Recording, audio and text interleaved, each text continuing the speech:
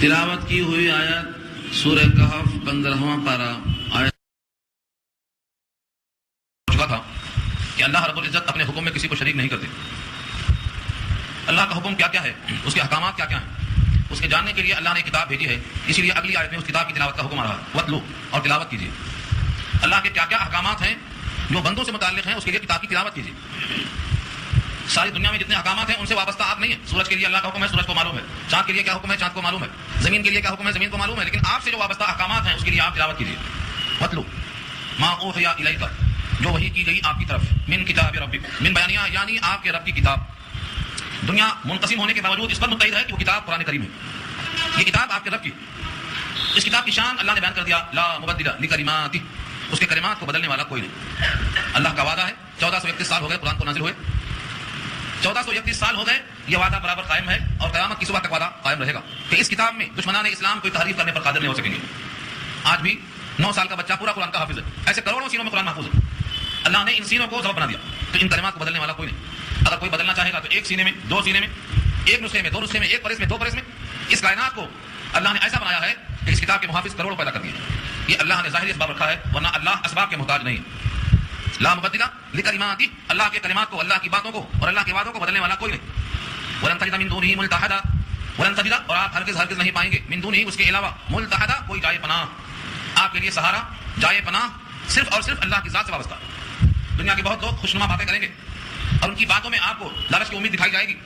کھلونا دے کے بہلایا گیا ہوں، تمناؤں میں الجھایا گیا ہوں. بہت سے لوگ تمنائیں دیتے ہیں، الجھاتے رہتے ہیں. کائنات میں کوئی آپ کا اگر پناہ گاہ بن سکتا ہے تو صرف ایک ذات ہے، وہ ذات الہی ہے. ولن تجد من دونہ ملتحدا، ملتحدا کے معنی پناہ گاہ. اللہ کے علاوہ کوئی پناہ گاہ آپ کو نہیں ملے گی. ہر دینے والا دے کر ناراض ہوتا ہے، وہ ایک ہی ہے جو دینے والا خوش ہوتا ہے. اور دروازے پہ لکھا ہے، ادعونی استجب لکم، مجھ سے مانگو میں پورا کروں گا. مجھ سے متوجہ ہو میں توجہ دکھاؤں گا. اسی سے سب لوگ مانگتے ہیں اور جس کو مانگنا آ گیا وہ کامیاب ہو گیا. اللہ سے متوجہ ہونے کے لیے، پناہ گاہ کو حاصل کرنے کے لیے ذریعہ اور سبب اور ماحول چاہیے. قرآن کا درس یہی آپ تنہا سنیں گے تو آپ کو اتنا لطف نہیں آئے گا. دل میں اترنے کے لیے ایسا ماحول چاہیے. طلب جہاں زیادہ ہوتی ہے وہاں بات زیادہ اترتی بھی ہے، زیادہ واضح بھی ہوتی ہے. اور جہاں طلب نہیں ہوتی ہے وہاں بات نکھر کے آتی نہیں. کوئی صاحب پوچھتے ہیں تو ان کو جواب دیتے ہیں برائے جواب، تھوڑا سا مختصر جواب. لیکن جب ماحول ہوتا ہے تو بات کھل کے سامنے آ جاتی ہے. جائے پناہ کو حاصل کرنے کے لیے ایک بہترین ماحول چاہیے. اس ماحول کو اللہ نے واضح کیا ہے، وَاصْبِرْ نَفْسَكَ مَعَ الَّذِينَ يَدْعُونَ رَبَّهُم بِالْغَدَاةِ وَالْعَشِيِّ يُرِيدُونَ وَجْهَهُ. جو لوگ صبح شام اپنے رب کی یاد میں لگے رہتے ہیں، اپنے آپ کو ان کے ساتھ وابستہ کر لیجیے. اس کو حکم ہے سید الانبیاء کو. قلب مصطفیٰ پہ قرآن نازل ہوا ہے. وَاصْبِرْ کا مخاطب آپ کی ذات ہے. وَاصْبِرْ کے معنی اپنے آپ کو روک لیجیے، مقید کر لیجیے. وَاصْبِرْ نَفْسَكَ، اپنی ذات کو روک لیجیے. کس کے ساتھ؟ مع الذین، ان لوگوں کے ساتھ، يدعون ربهم، جو رب کو اپنے پکارتے رہتے ہیں. کب؟ بالعشی، شام، اور غداتی، صبح صبح. صبح اور شام، صبح شام کے وقت متعین نہیں ہے بلکہ ایک محاورہ ہے. جو ہم وقت اللہ کو یاد کرتے رہتے ہیں ان کے ساتھ اپنے آپ کو روک لیجیے. یہ ماحول ہے. جب آپ ایسوں کے ساتھ رہیں گے تو آپ کو بھی اللہ کا ذکر کرنا آسان ہوگا. اور جب بے دینوں میں رہیں گے، قیامت کے انکار کرنے والوں میں رہیں گے، تو پھر آپ کے دماغ میں کیڑا شروع ہو جائے گا کٹنا. سب کچھ دنیا یہ ہے. قیامت کا دن بہت دور، بہت حساب میں کہتا ہے قیامت کا دن دور بہت. کہاں؟ ذاکروں میں جا بیٹھے. ذاکروں کے پاس گئے تو کہتے ہیں قیامت قریب ہے. ہاں ہے قیامت کا دن قریب بہت. کہاں؟ غافلوں میں جا بیٹھے. غافل کے پاس جائیں گے تو کہے گا قیامت کہاں ہے، بہت دور ہے. اور ذاکروں میں جائیں گے تو کہے گا اقتربت الساعۃ، قیامت تو قریب آ چکی ہے. تو جیسی صحبت ہوگی ویسا اثر ہوگا. اللہ تعالیٰ نے یہاں پر نبی صلی اللہ علیہ وسلم کے ذریعے سے امت کو پیغام دیا ہے کہ اپنے آپ کو ان کے ساتھ رکھو جو صبح شام اللہ کے آنے لگے ہوئے. اس آیت کا ایک پس منظر ہے. کچھ لوگ ہیں جو اپنے دنیا میں، دانا شاہی میں، مال دولت عزت غرور کے نشے میں ہر جگہ نہیں آتے، ہر جگہ نہیں بیٹھتے. ان کے لیے ایک بہترین جگہ، اچھی بیٹھک چاہیے اور جہاں ان کے معیار کے لوگ ہوں. ایک صاحب کا نام لکھا ہے اس آیت کی تفسیر کرتے ہوئے. نام تھا عجینہ بن حسن. عجینہ بن حسن ایک کفار قریش کے سرداروں میں سے ایک صاحب تھے. آئے نبی صلی اللہ علیہ وسلم کے پاس اور کہنے لگے دیکھو ہم آپ کے ساتھ بیٹھے تو کیسا بیٹھے، یہ دیکھو آپ کے ساتھ کیسے کیسے لوگ بیٹھے ہیں. وہاں کون تھے؟ سلمان فارسی بیٹھے ہوئے تھے. ان کے لباس میں غربت تھی، شاہانہ ٹھاٹ باٹ نہیں تھے، زاہد تھے. وہ تو اتنا کپڑا چاہیے کہ تن ڈھک جائے، پاک اور صاف ہو، نماز ہو جائے. تو مخاطب کہتے ہیں کہ ان کو آپ الگ بٹھائیے تاکہ ہم آپ کے ساتھ بیٹھ سکیں. ہم آپ کے ساتھ بیٹھنا چاہتے ہیں لیکن ایسے لوگ ہمارے ساتھ رہنے سے رکاوٹ بن رہے ہیں. آپ سوچ سکتے ہیں اس میں 2 باتیں ہیں. ایک تو یہ کہ ان کو الگ کیجیے، اس میں تو ان کی دل شکنی ہے. اور اگر یہ کہا جائے کہ ان کے لیے ایک الگ محفل بنائی جائے جہاں وہی لوگ بیٹھ سکیں، اس میں بھی دل شکنی ہے. اور ان میں بھی اس بات کا احساس ہے کہ اس محفل میں یہ نہیں بیٹھ سکتے جہاں وہ لوگ بیٹھ رہے ہیں. اس میں تاخیر ہے. اللہ رب العزت کی نگاہ میں دنیا کی دولت، کپڑوں کی چمک سے کچھ بڑا نہیں ہوتا آدمی. اللہ کی نگاہ میں تو وہی بڑا ہے جو اللہ کو سب سے زیادہ ذاکر ہو کر یاد کرتا ہے، جس کے دل میں خوف الہی ہے، وہ سب سے بڑا. چنانچہ ابھی ہم ترجمہ دیتے ہیں آپ کے سامنے. اللہ نے خود کہا قرآن کریم میں، ان اکرمکم عند اللہ اتقاکم. اللہ کے نزدیک تم میں سب سے زیادہ باعزت وہ ہے جس میں تقویٰ زیادہ ہو، اللہ سے ڈرتا ہو. مال اللہ کے پاس کوئی اس کی حیثیت نہیں، جائیداد کی کوئی حیثیت نہیں، کپڑوں کی کوئی حیثیت نہیں. حسن و خوبصورتی کی کوئی حیثیت نہیں. یہ حیثیت دنیا والوں کی نگاہ میں ہے. اللہ کی نگاہ میں تو تقویٰ ہے اصل میں یاد تولنے کے لیے. اس لیے ابو ذر غفاری ہوں یا سلمان فارسی ہوں، جن کے دل میں تقویٰ ہے، وہ ایسے کافروں سے لاکھوں گنا بہتر ہیں. اس لیے نبی صلی اللہ علیہ وسلم نے ان کے لیے علیحدہ محفل کا بھی انتظام نہیں کیا. اور یہ تقاضا تھا اس آیت کا. وَاصْبِرْ نَفْسَكَ مَعَ الَّذِينَ يَدْعُونَ رَبَّهُمْ بِالْغَدَاةِ وَالْعَشِيِّ يُرِيدُونَ وَجْهَهُ. اور اپنے آپ کو روک کے رکھیے، مقید کر لیا کیجیے ان لوگوں کے ساتھ جو صبح شام اللہ کی یاد میں لگے رہتے ہیں، مگر یاد دکھاوے کی نہیں. یریدون وجہ، جو چاہتے ہیں اللہ کا چہرہ، یعنی اللہ کی ذات، یعنی اللہ کی رضا. جو اللہ کی ذات کے لیے اللہ کو یاد کرتے ہیں. اللہ سے کچھ لینا ہے، دنیاوی کام، صرف یہی اگر مقصد ہے تو بندے نے اللہ کو صحیح استعمال نہیں کیا، یعنی صحیح طور پر متوجہ نہیں ہوا. دنیا تو اللہ نے خود دے دیا ہے، لکھ دیا ہے ماں کے پیٹ میں اتنا کھائے گا اتنا پہنے گا. اس میں مانگنے کی کیا بات ہے؟ وہ تو ملنے والی ہے. ماں کے پیٹ میں لکھا جا چکا ہے اتنی روٹی اتنی موٹی کھائے گا. مانگے تب بھی ملے گی، نہ مانگے تب بھی ملے گی. رزق مانگنے منگوانے کی بات نہیں. البتہ آخرت کے لیے حکم ہے کہ مانگا کرو اللہ سے. اور کیا مانگا کرو؟ جنت الفردوس مانگا کرو. جب مانگو تو عمدہ جنت مانگو. یوں اگر سوال کرنا ہی نوبت پڑ جائے تو اللہ سے ہی مانگو. اذا سألت فاسأل اللہ واذا استعنت فاستعن باللہ. تو اللہ کا یہ وعدہ، اللہ کے خط یاد کرتے ہیں. ولا تعدوا عیناک عنہم، ولا تعدوا عیناک عنہم، یہ اسی کا نیگیٹو جملہ ہے. اور آپ کی آنکھیں ان سے آگے نہ چلی جائیں. ولا تعدوا عیناک عنہم، اور آپ کی آنکھیں ان سے آگے نہ چلی جائیں. یعنی جو لوگ صبح شام یاد کرتے ہیں، ان کے ساتھ رہنے کے بجائے ان کو چھوڑ کر آنکھیں کچھ اور تلاش کر لیں. دولت کہاں ہے، عزت کہاں ہے، ثروت کہاں ہے، بڑائی کہاں ہے، مرتبہ کہاں ہے، کچھ اور نہیں. انہیں پر توجہ مرکوز ہونا چاہیے اور ان کے ساتھ صبح شام رہنا چاہیے. یہ تو کوئی امید نہیں تھی کہ سید الانبیاء ایسے اللہ والوں کو چھوڑ کر کہیں اور جا کے بیٹھیں گے. یہ تو صرف امت کے لیے سبق ہے. ہمارے استاد نے بتایا تھا، مجھے وہ یاد رہے گا زندگی بھر. ایک حدیث سنا کہا، ایک انٹرویو ہوتا تھا، اس کا نام تھا اختبار شفوی زبانی. کوئی بھی حدیث سنا دو. جو بندہ کوئی بھی حدیث رٹ کے یاد کر کے سناتا، اس میں ایسا سوال کرتے کہ جواب نہیں آتا. ہم نے بھی بڑی کوشش کیا ایک حدیث زبان یاد کر لیا، حالانکہ دیکھ کے پڑھنا تھا حدیث، مگر متن اور اس کی سند سب زبان یاد کر لیا. کہیں نوبت نہ آیا کرنے کی. اور ایسی حدیث پڑھا ہم نے کہ سوال بہت پیچیدہ کر دیا گیا. بات آتی ہے، سن لیجیے ابھی. وعن ابن مسعود رضی اللہ تعالی عنہ انه قال رأى رسول الله صلى الله عليه وسلم امرأة تعجبه فأتى سوداء وهي تثنى طيبا ومعها نساء فأخرجه فقضى حاجته ثم قال أيما رجل رأى امرأة تعجبه فليقم إلى أهله فإن معها مثل الذي معها. رواه الدارمي. تو دارمی کی یہ روایت ہے. نبی صلی اللہ علیہ وسلم کی روایت کو کس نے بیان کیا ہے؟ عبداللہ بن مسعود نے. نبی صلی اللہ علیہ وسلم نے کچھ عورتوں کو دیکھا، نگاہ پڑی، تعجبه، وہ عورت آپ کو بھا گئی، پسند آ گئی. آپ واپس تشریف لائے سودا کے پاس. سودا نکاح میں تھی. سودا بنت زمعہ حضور کی دوسری بیوی، خدیجہ کے بعد نکاح ہوا. آپ نے ان کو دیکھا تو عورتوں کے ساتھ بیٹھی ہیں، عطر بنا رہی ہیں.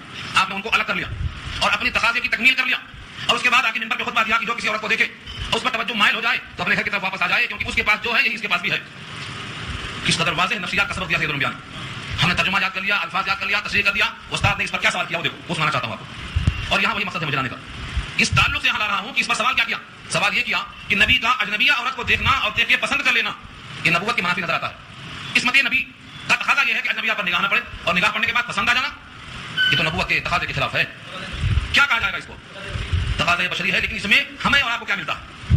یہ بتایا استاد نے کہ در حقیقت یہ انبیاء کے ذریعے سے امت کو تعلیم ہے کہ تم کو ایسی نوبت آ سکتی ہے تو تم ایسا کرنا. اس کا نام کیا ہے؟ تعلیم امت. نبیوں کے ساتھ بشری تقاضا لگا ہوا ہے، لیکن ان کو ڈھال بنا کر امت کو سکھانا مقصود ہوتا ہے. جیسے یہاں پر کہا ہے ولا تعدوا عیناک عنہم، جو صبح شام اللہ کی یاد کرنے والے ہیں ان سے نگاہ ہٹا کر کسی اور پر نگاہ نہ جانے پائے. انبیاء سے یہ ممکن نہیں ہے، لیکن یہ امت کو سبق ہے کہ تم دنیا والوں کو ترجیح دیتے ہو، تمہیں اللہ والوں کو ترجیح دینا چاہیے. ان کے ساتھ رہنے میں آخرت بنتی ہے. اس کے ساتھ ایک اور چیز جوڑ لیں.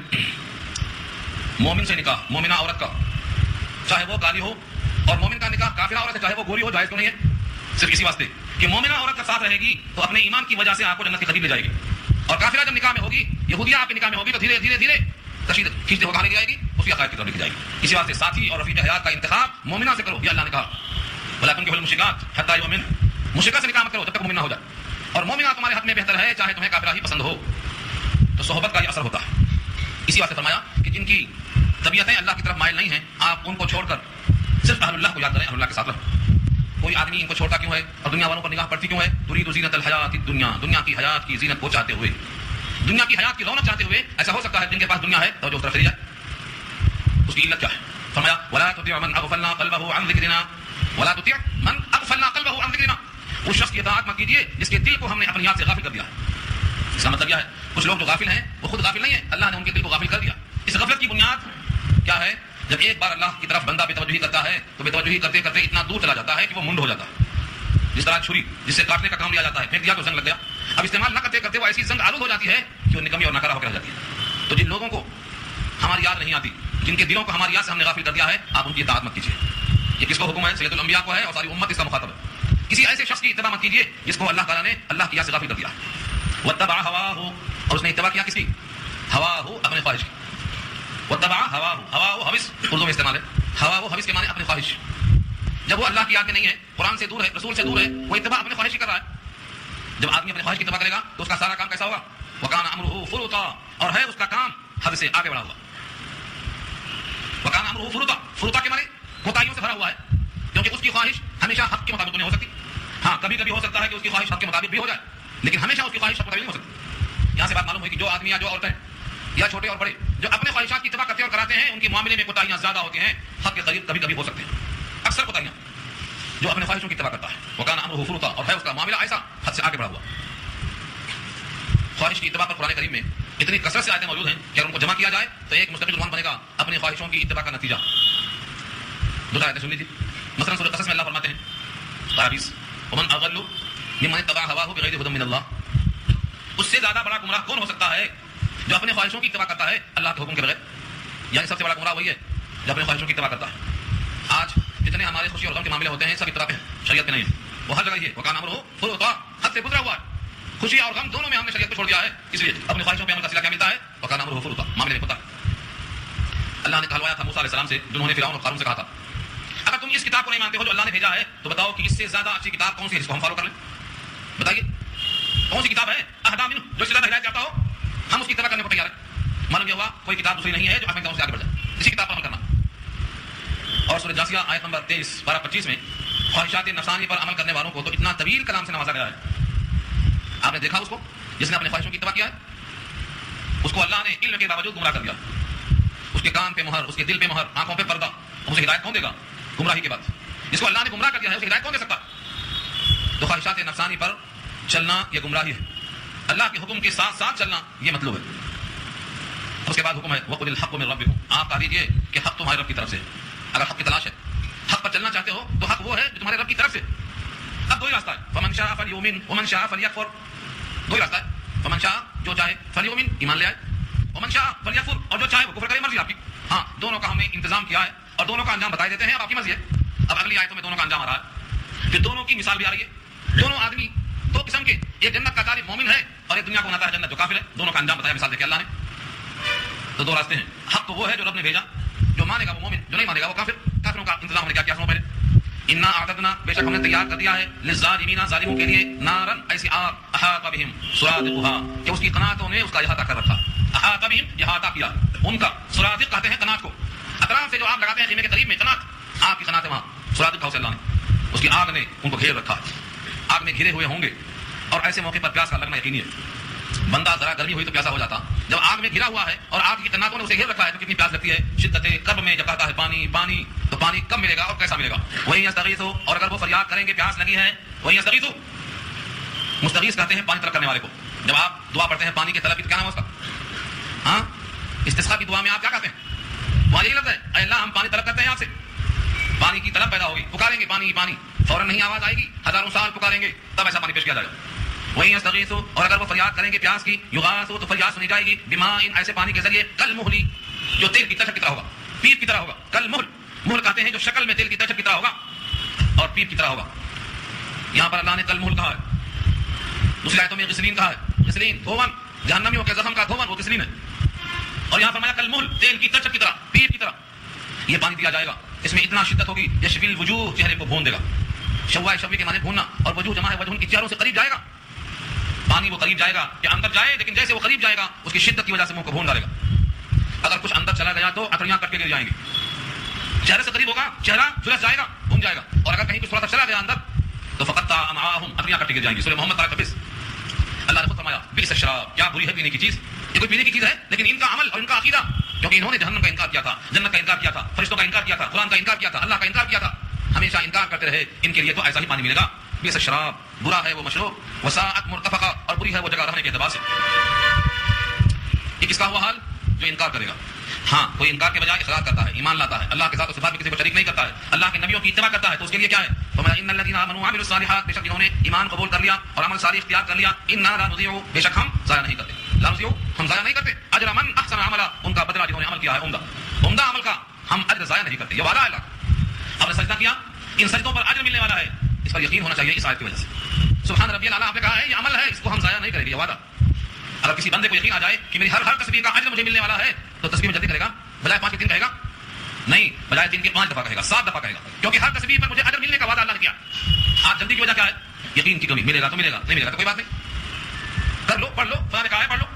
تو اس عجز کے حصول میں کمی کی وجہ سے نمازوں میں لذت نہیں ہے، تلاوت میں لذت نہیں ہے. اگر معلوم ہو جائے یقین کے ساتھ تو اس میں طاقت پیدا ہوگی. اللہ کا یہ وعدہ ہے اس آیت کے ذریعے سے کہ ہم ان کا عمل، جنہوں نے اچھا عمل کیا ہے، ان کے اجر کو ہم ضائع نہیں کرتے. اجر کس شکل میں دیں گے؟ اولئک لہم جنات عدن تجری من تحتہم الانہار، وہی لوگ ہیں کہ ان کے لیے باغات ہیں ہمیشہ رہنے کی. جنات کی صفت کیا ہے؟ عدن ہے. جنات عدن، جنت کے بہت سے نام ہیں، جنت الفردوس، جنت النعیم، جنت الماوا. ایسے ہی ایک نام کیا ہے؟ جنات عدن، ہمیشہ رہنے کی جنت، ہمیشہ سدا بہار، کبھی بھی اس کو زوال نہیں ہے. ایسے جنت کا وعدہ. تجری من تحتہم الانہار، بہتی ہیں ان کے نیچے سے نہریں. یہ بار بار کیوں آتا ہے؟ عربوں میں جو باغات تھے اس کے نیچے پانی کی قلت تھی. آج کی قلت ہے، پانی مہنگا ہے، پیٹرول سستا ہے، کیونکہ نیچے پانی نہیں ہے، پیٹرول ہے. اور جب پانی زیادہ ہوتا ہے باغ کے نیچے تو شادابی، ہریالی، فضاؤں میں بڑا پرغیب سما ہوتا ہے. اس طرح کے ایسے باغات ہوں گے تو اس کے نیچے سے نہریں جاری ہوں گی. یحلون فیہا من اساور من ذہب، پہنائے جائیں گے اس میں کنگن سونے کے. یحلون حلیون کے معنی زیور، یحلون پہنائے جائیں گے فیہا اس باغ میں، من اساور، اساور جمع ہے اسورۃ کی کنگن، من ذہب سونے کے. اس آیت میں سونے کا ذکر ہے. سورۃ طه میں اساور من فضہ کہا ہے، چاندی کا کنگن کہا ہے. تو کہیں چاندی کا کنگن کہا ہے، کہیں سونے کا کنگن کہا ہے. عورتیں سنیں گی تو ہنسیں گی، مولوی صاحب کنگن تو ہمیں ملتا ہے، آپ کہاں شوق لگتے ہیں کنگن پہننے کا؟ اب مرد بھی پہنیں گے کنگن. قرآن کریم کی اس آیت سے یہ تو صاف معلوم ہے کہ کنگن پہنائے جائیں گے سونے کے اور چاندی کے. ایک صاحب اٹھایا سوال کہ زیور تو عورتوں کو زیبا ہے، یہ مرد حضرات اگر زیور پہنیں گے سونے کے چاندی کے تو ان کی مردانی کی پہ ہر پائے گا. یہ سارے محاورات دنیا کے لحاظ سے ہیں. دنیا میں داڑھی نہیں رکھے گا تو مردانی کے خلاف نہیں ہو رہا ہے. ہاں فرعون کو داڑھی تھی، حالانکہ وہ کافر تھا. داڑھی کا نہ رکھنا مرد ہونے کے خلاف تھا، مگر آج جتنے چھیلنے والے وہی مرد بنتے، حالانکہ چھیلنا مردانی کے خلاف ہے. تو یہ معروف طریقہ پڑ چکا ہے، جو جتنا گھٹائے گا اتنا مہذب ہے، تہذیب یافتہ ماحول پہ. جنت میں جانے کے بعد داڑھی کا نہ ہونا یقینی ہے. داڑھی کسی کو نہیں ہوگی، کسی کو داڑھی نہیں ہوگی جنت میں، کسی کو داڑھی نہیں ہوگی، سب کے سب جگہ داڑھی ہوں گے. تو وہاں تو معلوم نہیں ہوگا داڑھی نہ ہو. جنت میں داڑھی کسی کو نہیں ہوگی. اسی واسطے سامنے دوست نے انہوں نے کہا کیا اعتراض کرتے ہو، میرا چہرہ جنتی چہرہ ہے، جو ہونے والا ہے یہی شروع ہو گیا. تو یہ معروف کی بات ہے. جیسے یہاں داڑھی مردوں کو مطلوب ہے مگر وہاں نہیں ہوگی تو کوئی نہیں ہوگا. ایسے یہاں کنگن عورتوں کا حق ہے، اگر مرد پہنتا ہے تو ہنسا جائے گا. لیکن سنو، پہلے زمانے میں کنگن مرد حضرات نہیں بادشاہ پہنا کرتے تھے. قصہ کے کنگن مشہور ہیں، جو حضور نے کہا تھا سراقہ تمہارا کیا حال ہوگا جب تمہارے ہاتھ میں قصہ کے کنگن ہوں گے. حضرت عمر کے زمانے میں قصہ کے کنگن اس کو پیش کیا گیا، سراقہ پہن لے، آج نبی کی بھی پوری ہو رہی ہے. تو اس زمانے میں سر کے تاج سونے کے ہوتے تھے، کانوں کی بالیاں سونے کی ہوتی تھی، داڑھیوں میں جڑا ہوتا تھا سونے کا، ہاتھوں کنگن سونے کے ہوا کرتے تھے. اس میں کوئی آگ کی بات نہیں تھی. جنت میں یہ سب پہنائے جائیں گے، سب کے سب جنت میں داڑھی کے بغیر ہوں گے لیکن کنگن کے ساتھ ہوں گے، سونے کے کنگن ہوں گے، سروں پہ تاج ہوگا. اور ان کے لباس کیسے ہوں گے؟ اللہ فرماتے ہیں وَيَلْبَسُونَ ثِيَابًا خُضْرًا، اور پہنائے جائیں گے کپڑے ہرے ہرے، خضر کے معنی ہرے بھرے. اور کیسے ہوں گے؟ من سندس، باریک ریشم، وہ استبرق اور گاڑھے ریشم. جو شیروانی ہے اور صدری ہے اور کوٹ ہے، اوپر کا کپڑا موٹا ہوتا، اندر کا استر پتلا ہوتا. تو دو کپڑوں کے نیچے والا باریک ریشم ہوگا جو سندس کا، اور اوپر والا کپڑا موٹا ہوگا جس کو استبرق کا ہے، گاڑھا ریشم کا. یہ دونوں کے دونوں اللہ عطا فرمائیں گے. تو پہنائے جائیں گے وہاں دبیز قسم کے ریشم اور باریک قسم کے ریشم، سبز ہرے بھرے. ایسا معلوم ہوتا ہے کہ سبز رنگ جنت کا جو لباس ہے وہ بڑا پسندیدہ ہے. اسی لیے شہداء کی روحوں کے لیے وہاں بھی جو پوٹے ہوں گے وہ بھی سبز پوٹے ہوں گے، ہرے بھرے ہوں گے. اور عرش کے نیچے جو معلق انجیل میں ہوگا، شہداء کی ارواح سبز پوٹوں میں ہوں گی. تو شہداء کے لباس بھی سبز، یہ بھی سبز. اسی واسطے نبی کریم صلی اللہ علیہ وسلم کے امامے کا بھی تذکرہ آتا. ہاں سبز بھی تھا، سفید بھی تھا، امامۃ بیضاء بھی تھا. امامۃ سفید امامے کو کہتے ہیں بیضاء. اور گنبد خضرا خود پہلے گنبد بیضاء تھا، اس کے بعد گنبد زرقاء ہوا، نیلا بنا، اب گنبد خضرا ہے. 3 رنگ بدلے گئے اس کے بھی.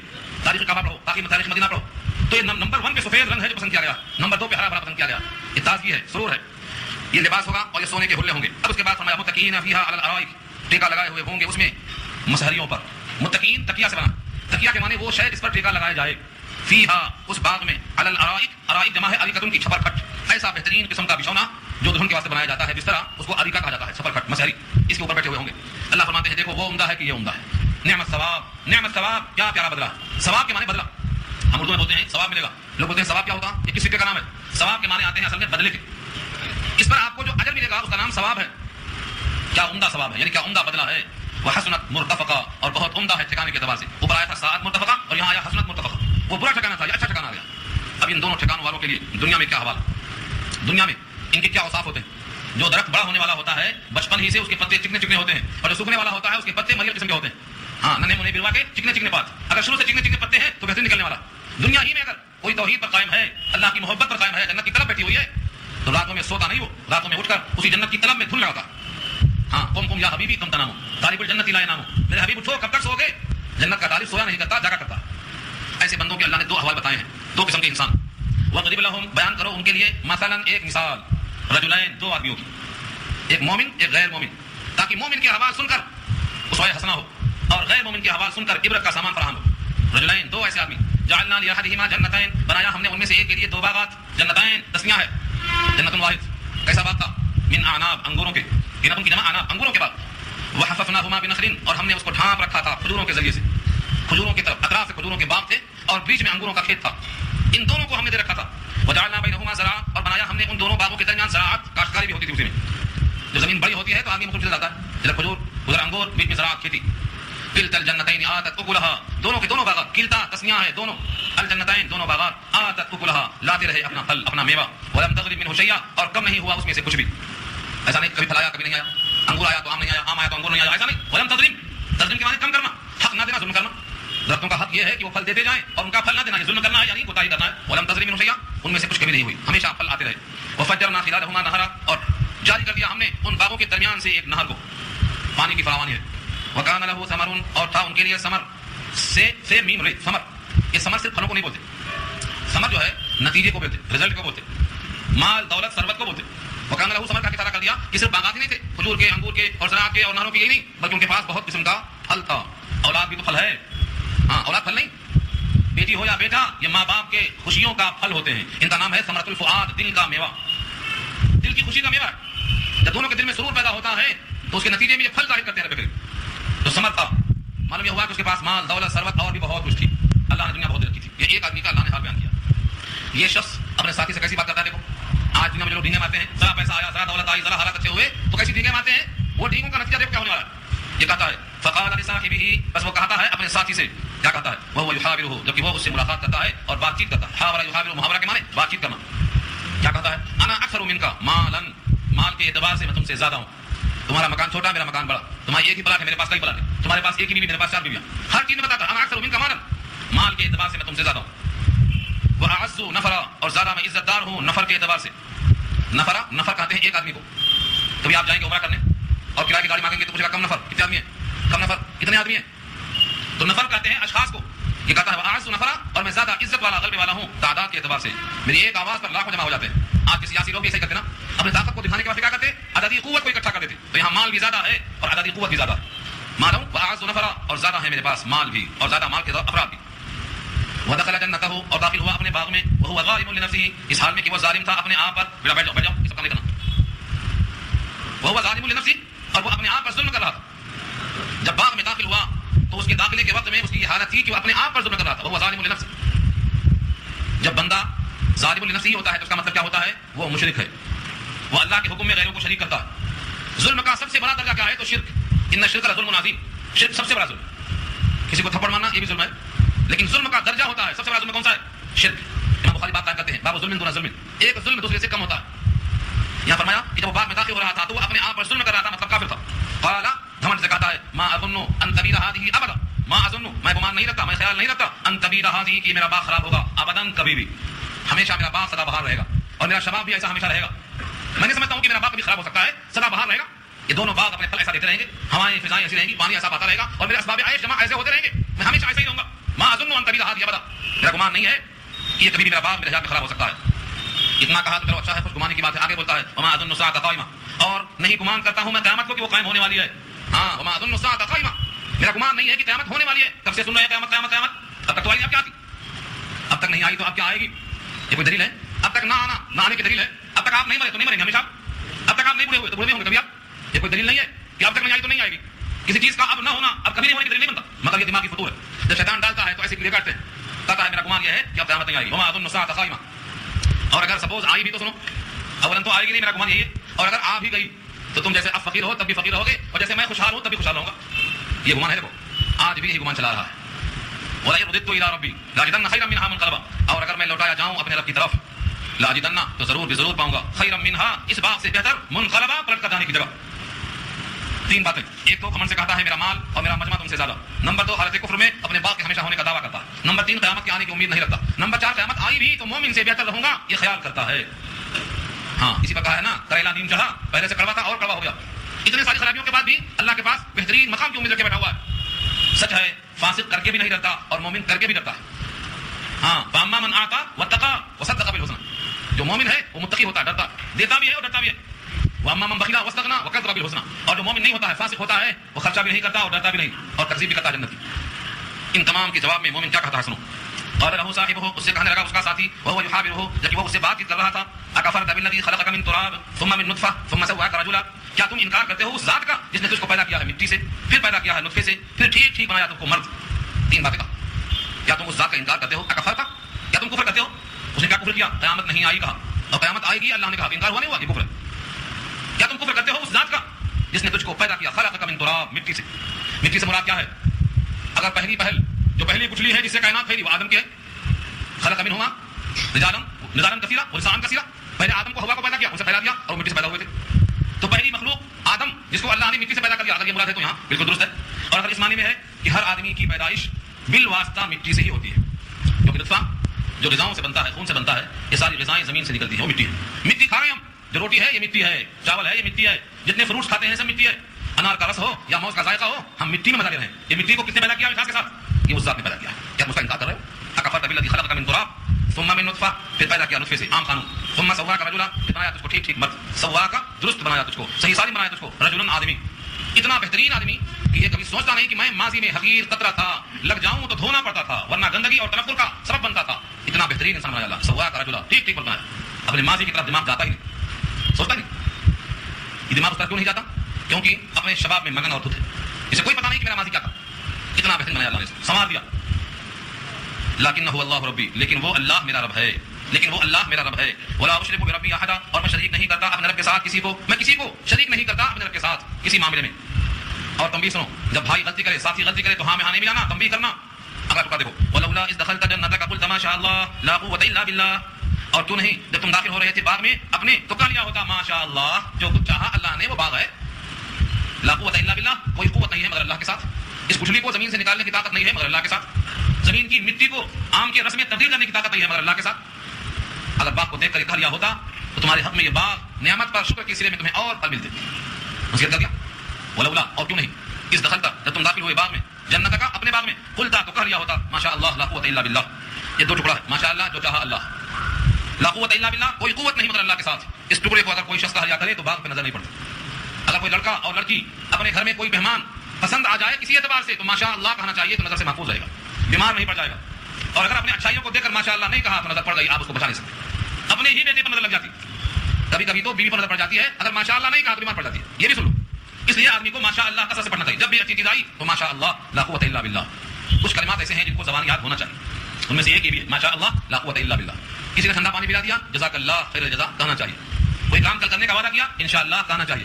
کوئی آدمی دعا کرتا ہے تو اس کو حیاک اللہ کہنا چاہیے. اس قسم کے چند جملے ہیں, چھوٹے موٹے ہیں, لیکن یہ مت سمجھو کہ چھوٹے جملے. کسی نے آپ کو پوری دنیا دے دیا, دنیا پوری دے دیا آپ کو, اور آپ نے اس کے بدلے میں جزاک اللہ کہہ دیا, تو آپ کا جملہ اس کی پوری دنیا سے بڑھ گیا. اپنا گھر دے دو, اپنا دل دے دو, سرکار فرماتے ہیں ساری کائنات دے دیا, اور تم نے جزاک اللہ خیر الجزا کہہ دیا, تو یہ تمہارا کلمہ اس کی کائنات سے بڑھ گیا. ہم سمجھتے ہیں چھوٹی بات ہے, چھوٹی موٹی بات نہیں ہے. جزاک اللہ کا مطلب تم کو اللہ اس کا بہتر بدلہ دے. اللہ جب بہتر بدلہ دے گا تو اسے کم دے گا. وہ جزاک اللہ ہو یا ماشاء اللہ ہو یا انشاء اللہ ہو یا حیاک اللہ ہو, اس قسم کے جملے آپ کو یاد ہونا چاہیے. اور ابھی سے یاد نہیں کرائیں گے تو بعد میں یاد نہیں ہوں گے. اگر تم نے اپنے باغ میں داخلے کے وقت میں ماشاء اللہ لا قوت الا باللہ کہہ دیا ہوتا, ان ترانی انا اقل منک مالا وولدا, اللہ اکبر, اس مومن کو احساس کمزوری نہیں ہوا. لیکن نصیحت کا انداز دیکھو, ان ترانی انا اقل منک, اگر تم نے دیکھا تھا مجھ کو کہ میں تجھ سے زیادہ کمزور ہوں مال میں اولاد میں, تو میرے مقابلے میں تیرے اوپر اللہ کی نعمتیں زیادہ تھیں, تو تم نے ماشاء اللہ کیوں نہیں کہہ لیا کہ اللہ نے تجھ کو عدد میں, مال میں, اولاد میں مجھ سے اچھا رکھا ہے. تم کو ماشاء اللہ لا قوت الا باللہ کہنا چاہیے تھا, تاکہ تیرا گھمنڈ ٹوٹ جائے کہ تیرا اپنا ذاتی کمال نہیں ہے, یہ اللہ کی مشیت کا ترجمہ ہے. بندہ مومن ہمیشہ امید رکھتا ہے, فعسى ربی ان یؤتینی خیرا من جنتک, اور امید ہے مجھ کو, فعسى امید ہے, ربی میرا پروردگار, ان یؤتینی کہ دے گا مجھ کو, خیرا بہتر, من جنتک تیرے باغ سے. تیرا باغ تو عارضی باغ ہے, مجھ کو دائمی باغ ملنے والا ہے. ویرسل علیہا حسبانا من السماء, اور بھیج دے گا اس باغ پر آسمان سے کوئی آفت, تقدیری آفت, فتصبح صعیدا زلقا, صبح صبح ہو جائے گا باغ چٹیل میدان. اللہ اس پر قادر. او یصبح ماؤها غورا, یا ہو جائے گا صبح صبح اس کا پانی نیچے خشک, اتر جائے پانی باغ کا. فلن تستطيع له طلبا, پھر ہرگز تو طاقت نہیں رکھے گا اس کو ڈھونڈ کر لانے کی. اگر پانی کی سطح نیچے اتر گئی تو اس کو اوپر لانے کی طاقت تیرے اندر نہیں ہوگی. ان دونوں وجہوں سے تجھے ماشاء اللہ کہنا چاہیے تھا. پانی کا سطح آپ کا اوپر لانا اللہ کی مشیت ہے, آسمان سے کسی عذاب کو آنے سے روکنا اللہ کی مشیت ہے. تجھے ماشاء اللہ کہنا چاہیے, اور لا قوت الا باللہ بھی کہنا چاہیے. وَأُحِيطَ بِثَمَرِهِ فَأَصْبَحَ يُقَلِّبُ كَفَّيْهِ عَلَى مَا أَنفَقَ فِيهَا وَهِيَ خَاوِيَةٌ عَلَى عُرُوشِهَا, اور گھیر لیا اس کے پھلوں کو. وَأُحِيطَ بِثَمَرِهِ, اور احاطہ کر لیا گیا اس کا پھل. فَأَصْبَحَ, ہو گیا صبح صبح, يُقَلِّبُ كَفَّيْهِ, ہتھیلیاں ملتے ہوئے, يُقَلِّبُ كَفَّيْهِ, اپنے دونوں ہاتھوں کی ہتھیلیاں ملتا رہا, عَلَى مَا أَنفَقَ فِيهَا, اس پر جو اس نے باغ میں خرچہ کیا تھا, پانی ہے, مزدوری ہے, کھاد ہے, بیج ہے, وغیرہ وغیرہ, سارے خرچے ڈوب گئے. وَهِيَ خَاوِيَةٌ عَلَى عُرُوشِهَا, اور وہ باغ پڑا ہوا تھا اپنے ٹٹی چھتوں پر. پہلے چھت گرتی ہے پھر دیواریں گرتی, خاویۃ, ویران پڑا ہوا تھا اپنے ٹٹیوں کی چھتوں پر. ویقول, اور وہ بندہ آسی کہا تھا, یا لیتنی لم اشرک بربی احدا, اے کاش کہ میں نے شرک نہ کیا ہوتا اپنے رب کے ساتھ کسی کو. کسی کو شریک نہ کیا ہوتا, اللہ کے ساتھ کسی کو نہ جوڑا ہوتا, افسوس کرنے سے کچھ فائدہ نہیں. آگے فرماتے ہیں رب کریم ولم تکن لہ فئۃ, اس کے پاس کوئی جماعت, کوئی پارٹی, کوئی گروہ, کوئی جتھا ایسا نہیں ینصرونہ من دون اللہ, جو مدد کر سکے اس کی اللہ کے مقابلے میں, کہ باپ کو کھڑا کر دے. زمین سے ایک درخت سارے کائنات کے لوگ مل کر نہیں اگا سکتے. ایک درخت, ایک گٹھلی کے بیج کو تیار نہیں کر سکتے. ساری کائنات کو چیلنج کیا ہے رب کریم نے. سورہ واقعہ پارہ 27 میں اللہ پوچھتے ہیں انتم انشأتم شجرتها ام نحن المنشئون, تم اگائے کہ ہم اگائے؟ سارے کسان کو ماننا پڑے گا تم نے تو بیج یا گٹھلی ڈال دیا تھا زمین میں سڑنے کے لیے, یہ رب کا کرم ہے اس وقت. اخرج المرعى, چراگاہ اسی نے بنایا, زمین کو پھاڑ کر نکلنے کی قوت دیا اس کو. اب کہتا ہے کاش میں نے شرک نہ کیا ہوتا اپنے رب کے ساتھ, حالانکہ اب اس کے لیے کوئی جماعت نہیں. ولم تکن لہ فئۃ, گروہ, جماعت, کوئی گروپ, ینصرونہ من دون اللہ, جو اس کی مدد کر سکتا ہو اللہ کے مقابلے میں. وما کان منتصرا, اور وہ خود بھی انتقام نہیں لے سکتا. کیا لے انتقام؟ اس ذات کو دیکھنے پر قادر نہیں ہے, اسے انتقام کیا لے سکتا ہے؟ وما کان منتصرا, اور وہ خود بھی انتقام نہیں لے سکتا. ہنالک الولایۃ للہ الحق, وہاں ہے سچی ولایت اللہ کے لیے, حق ہے. ایسے موقع پر اللہ کی ولایت کا اظہار ہوتا ہے. سچا ولی وہی ہے. ولایت کے معنی آتے ہیں خود مختاری, یعنی حقیقی طور پر وہی مالک ہے. سچی ولایت اور سچا حق اللہ کا ہے, ایسے موقع پر ظاہر ہوتا ہے. ہوا خیر ثوابا وخیر عقبا, وہی بہتر ہے بدلہ دینے کے اعتبار سے اور وہی بہتر ہے نتیجے کے اعتبار سے. ان دو مثالوں میں اللہ نے ایک مثال بندہ مومن کی دی ہے اور ایک بندہ عاصی کی دی ہے. پہلی مثال میں کہا تھا کہ مومن بنو یا کافر بنو, مومن کا انجام یہ ہے اور کافر کا انجام یہ ہے. دونوں کی مثال بھی پیش کر دیا. یہاں پر رکوع مکمل ہوا, آیت نمبر 44 تک بات پوری ہو گئی. اب یہاں سے مثال آئے گی دنیا کی زندگانی کی حقیقت کیا ہے. دنیا میں تمہاری حیات ایسی ہے کہ پانی برسایا, زمین سے سبزہ اگ گیا, پھل آ گئے, پھر پیلا ہو گیا, اور اس کے بعد زمین دوز ہو گیا. تم بھی تو ایسے ہو. یہ پوری بات انشاءاللہ اگلی آیت میں آ رہی ہے. دعا کر لیجیے اور آئندہ سے وقت پر تشریف لائیے اور ساتھیوں کو جوڑنے کی کوشش کیجیے.